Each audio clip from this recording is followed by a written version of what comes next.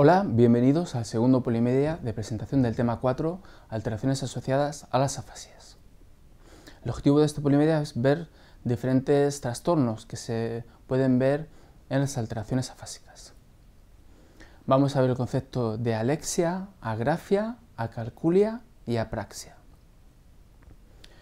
La alexia es una alteración en la capacidad de la lectura, en la capacidad de leer, ¿vale?, producida por una lesión cerebral.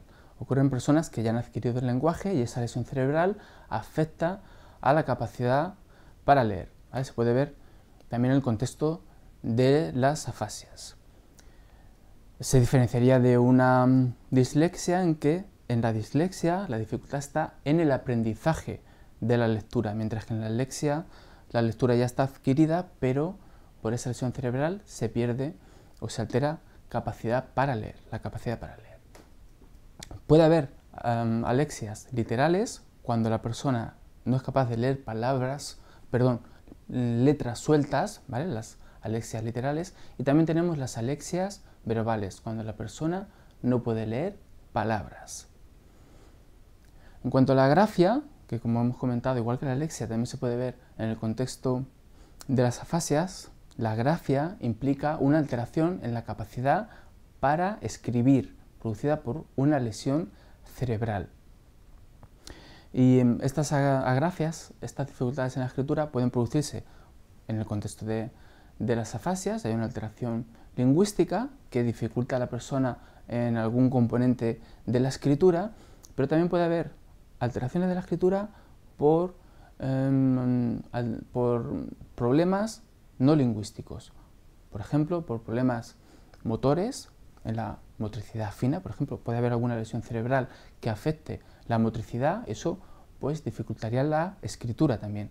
Además, puede haber alteraciones visoespaciales, ¿vale?, de manejo del espacio, que también afectarían a la capacidad de escribir, ¿vale?, la correcta separación de las letras, de las palabras, la correcta utilización del espacio para realizar la escritura. La calculia, por su parte, sería una alteración de la capacidad de realizar cálculos producida por una lesión cerebral, ¿vale? Sobre todo cuando se lesiona el lóbulo parietal posterior izquierdo, aquí aparece una calculia primaria, o también conocida como anaritmetia, donde la persona pues tiene una dificultad primaria para realizar cálculos. Pero también puede haber acalculias producidas por otras alteraciones primarias, otras alteraciones que darían lugar a dificultad para realizar cálculos. Es decir, no sería una anaritmetia o una acalculia primaria, sino una acalculia secundaria, producida por algún déficit previo. Por ejemplo, en el contexto de una afasia, un problema de lenguaje dificultaría la capacidad para realizar cálculos. Esto sería una calculia secundaria. O ante un problema grave de atención, ¿vale?, este problema de atención, este problema primario de atención, podría producir también una dificultad para realizar cálculos. Aquí en este caso, como hemos dicho, sería una calculia secundaria. En cuanto a la apraxia es una alteración para realizar movimientos, ¿vale?, ante la presencia de un estímulo que desencadenaría ese movimiento, ¿vale? Sería una alteración de la realización de actos motores que tengan una finalidad, estando conservados los sistemas aferentes de comprensión, de recepción, del lenguaje, de percepción, y también los sistemas eferentes, los sistemas motores, ¿vale?, de producción, de acción. En este caso, entonces, habría una dificultad para realizar un acto motor.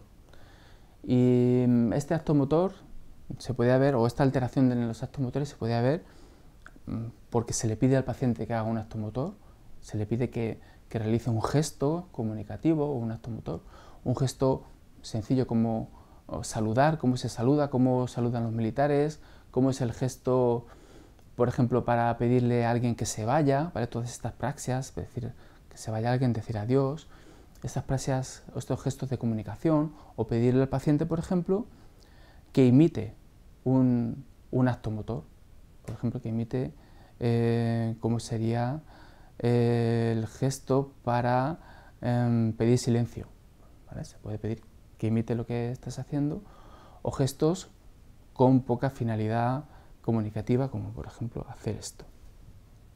Además, se le puede pedir al paciente que haga mímica, la mímica de, por ejemplo, manejar un martillo o un destornillador, o también utilizar el propio objeto. Se le puede pedir que utilice el propio objeto.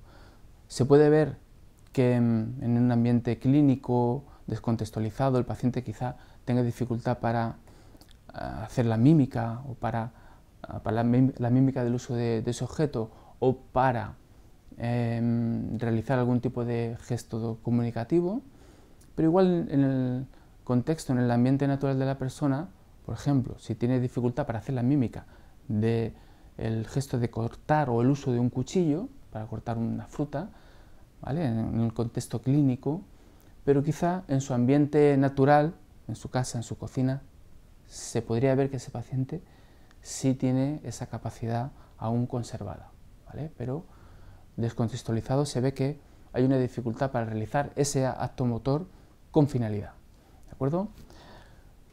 Muchas gracias por vuestra atención.